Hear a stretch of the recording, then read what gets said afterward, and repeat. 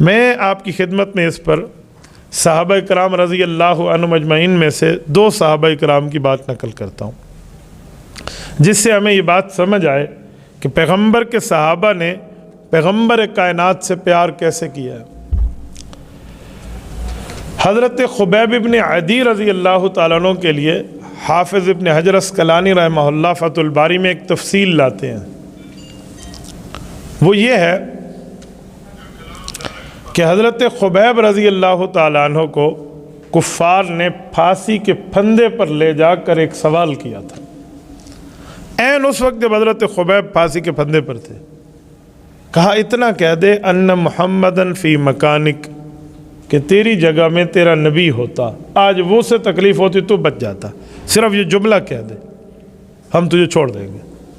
یعنی کتنی بڑی آفر پیش کی جا رہی ہے، لیکن ادھر رسول اللہ صلی اللہ علیہ وسلم سے نعوذ باللہ اظہار نفرت کرنے کا کہا جا رہا ہے۔ تو صحابی نے جو جواب دیا نا، وہ آپ کے اور میرے لیے قابل عمل ہے، قابل تقلید ہے۔ انہوں نے فرمایا واللہ ما احب انی فی اہلی و ولدی وان محمد صلی اللہ علیہ وسلم قد یشوک بشوکت ونادى محمد صلی اللہ علیہ وسلم۔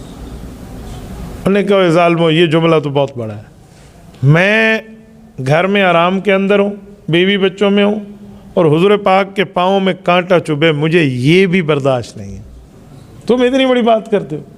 یعنی اپنے منہ سے بھی وہ لفظ نہ نکالا جس سے رسول اللہ صلی اللہ علیہ وسلم کی ذات اقدس کے بارے میں کسی مسئلے پر کچھ اوپر نیچے کا معاملہ تھا۔ تو ہم اپنے معاملات کو، کاروبار کو، برادری کو، حالات کو، خاندان کو، رسم و رواج کو دیکھ کر شریعت کو توڑ دیں، یہ مسئلہ نہیں۔ ہمیں اس سے سبق لینا چاہیے کہ ہمارا ایمانی جذبہ ایسا ہو، بلکہ ہم اپنی اولاد، اپنے خاندان، اپنے احباء، اپنے متعلقین، متوسلین، دوستوں تک یہ بات سمجھائیں کہ دیکھو جب دین کی بات آ جائے، شریعت کی بات آ جائے، ذات اقدس کی بات آ جائے، سرکار کی بات آ جائے، پھر آپ کی اور میرے کاروبار کی بات اور باقی باتیں نہیں چلیں گی۔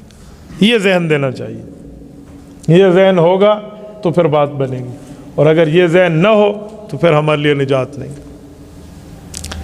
دوسرے صحابی جن کی میں بات عرض کرنے لگا ہوں، حضرت زید ابن حارثہ رضی اللہ تعالیٰ عنہ کو اگر ہم دیکھیں اور ان کی قربانی کو دیکھیں اور ان کے معاملات کو دیکھیں اور ان کی دین سے محبت، مودت اور رسول اللہ سے پیار کو دیکھیں تو ہمارے سامنے بہت بڑے واقعات کھل جائیں گے۔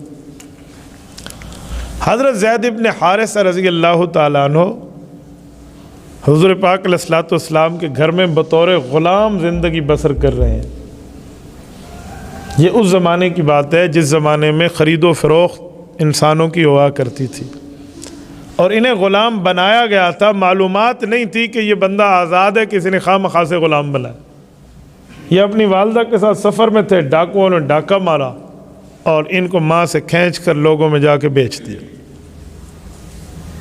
اور اس پر انہیں بڑے رقم ملی۔ وہ بکتے بکتے وہ حضرت خدیجۃ الکبریٰ رضی اللہ تعالی عنہا کے بھانجے نے خریدا اور حضرت خدیجہ کو اپنی خالہ کو تحفہ دے دیا۔ حضرت خدیجہ کی شادی اللہ کے رسول سے ہوئی تو حضرت زید ابن حارثہ رضی اللہ عنہ کو رسول پاک علیہ السلام کو ہدیہ کیا حضرت خدیجۃ الکبریٰ نے۔ حضرت زید قسمت کھلی نا، بچوں میں سب سے پہلے سیدنا علی المرتضیٰ رضی اللہ عنہ کلمہ پڑھتے ہیں، کیونکہ ایمان کے اعلان کے وقت حضرت علی نابالغ ہے، تو بچپن میں سب سے پہلے کلمہ حضرت علی کی ذات اقدس کو نصیب ہوا ہے۔ مردوں میں حضرت ابوبکر صدیق رضی اللہ عنہ سب سے پہلے کلمہ طیبہ کو قبول فرماتے ہیں۔ عورتوں میں سیدہ خدیجہ رضی اللہ تعالی عنہا، حضور پاک علیہ السلام کی حرم، حضور کی عزت، ام المؤمنین، عورتوں میں سب سے پہلے کلمہ طیبہ قبول فرماتے۔ یہ گھر میں بچے ہیں حضرت زید، تو غلاموں میں اس دھرتی پہ سب سے پہلے کلمہ حضرت زید نے پڑھا۔ رسول پاک علیہ الصلوۃ والسلام کے ساتھ ان کا تعلق، پیار کا معاملہ تھا، کبھی بھی محسوس نہیں کیا کہ مجھے اس گھر میں کوئی نفرت ملی ہے، ہمیشہ پیار کو دیکھا۔ یہ مکہ مکرمہ کے بازار میں گئے تو ان کی بستی کسی دوسرے علاقے میں یمن کی طرف تھی، وہاں کے کچھ لوگ ویسے آئے ہوئے تھے، تجارت کے لیے جگہ سے گزر رہے تھے، تو انہوں نے کہا یہ زید حارثہ کا بیٹا نہیں ہے؟ یہ تو وہی ہے جو ہمارے علاقے میں ایک خاتون سے بچہ چھینا گیا تھا، وہی ہے، تھوڑا بہت سوال جواب کیا تو وہ سمجھ گئے۔ تو انہوں نے کہا زید کہاں ہو؟ انہوں نے کہا میں تو قریش ہو کے گھر میں بطور غلام فلاں فلاں، پوری بات پتہ ہے۔ انہوں نے کہا تجھے پتہ ہے تیری ماں اور باپ تیرے لیے رو رو کے آدھے ختم ہو چکے ہیں۔ انہوں نے کہا میں تو یہاں خوش ہوں۔ جب ان لوگوں نے دیکھا نا کہ اس بندے کو یہ پرواہ نہیں ہے کہ میں رسول اللہ صلی اللہ علیہ وسلم کے پاس ہوں یا اپنی ماں کے پاس ہوں، تو انہوں نے کہا اچھا ٹھیک ہے، پتہ آتا سارا پوچھا، اور گھر جا گئے نا جب اپنی علاقے میں، تو جا کر پہلے حضرت حارثہ کو جو حضرت زید کے والد ہیں ان کو جا کر بتایا کہ آپ کے بچے کی خبر۔ انہوں نے کہا جی ہمیں کیا پتہ، اتنا عرصہ ہو گیا ماں گھر میں رو رہی ہے اور ہم باہر بیٹھے۔ تو نے کہا ہم مل کے آئے ہیں، تمہارا بیٹا مکہ مکرمہ میں۔ تو مل کے آئے؟ کہ جی میں خود مل کے آئے۔ اس کے والد کے لیے وہ دن عید کا تھا کہ مجھے اپنے بچے کی خوشخبری ملی اور زندہ سلامت ملی۔ گھر میں جا کے اس کی ماں کو بتایا، اس نے کہا شام کا انتظار نہ کر، ابھی چل اور جا لے کر آ۔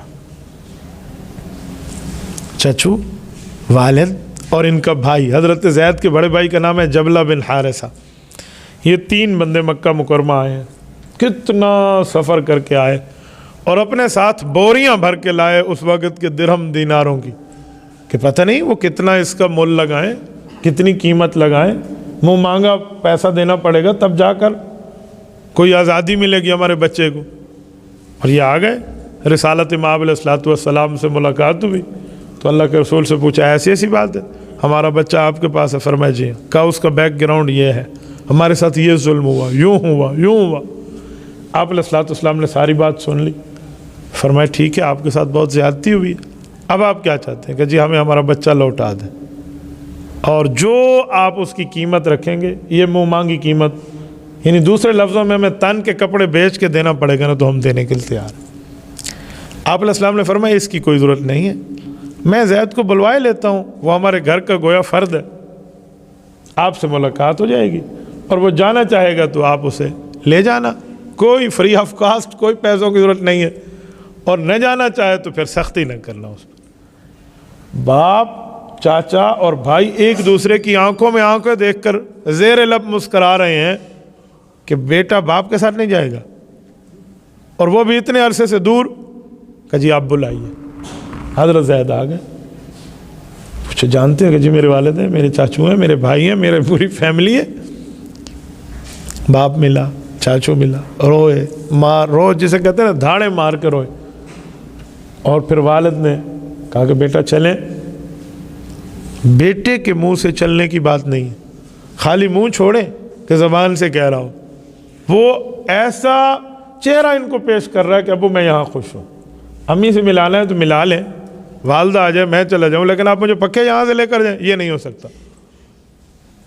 تو باپ نے پھر یاد دلانا شروع کیا کہ آپ کی ماں، آپ کے وہ بچپن کا علاقہ جہاں آپ کھیلے، جس آنگن میں آپ رہے، اپنی مٹی بندے کو بچپن کی یاد ہوتی ہے، چاہے بندہ 7 سمندر دور کیوں نہ چلا جائے۔ جہاں جس گھر میں بچپن میں کھیلا ہو، جس گلیوں میں بندہ رہا ہو، وہ کبھی نہیں بھولتے۔ تو انہوں نے سب کچھ سن کر کہا واللہ لا اختار علیک احدا ابدا،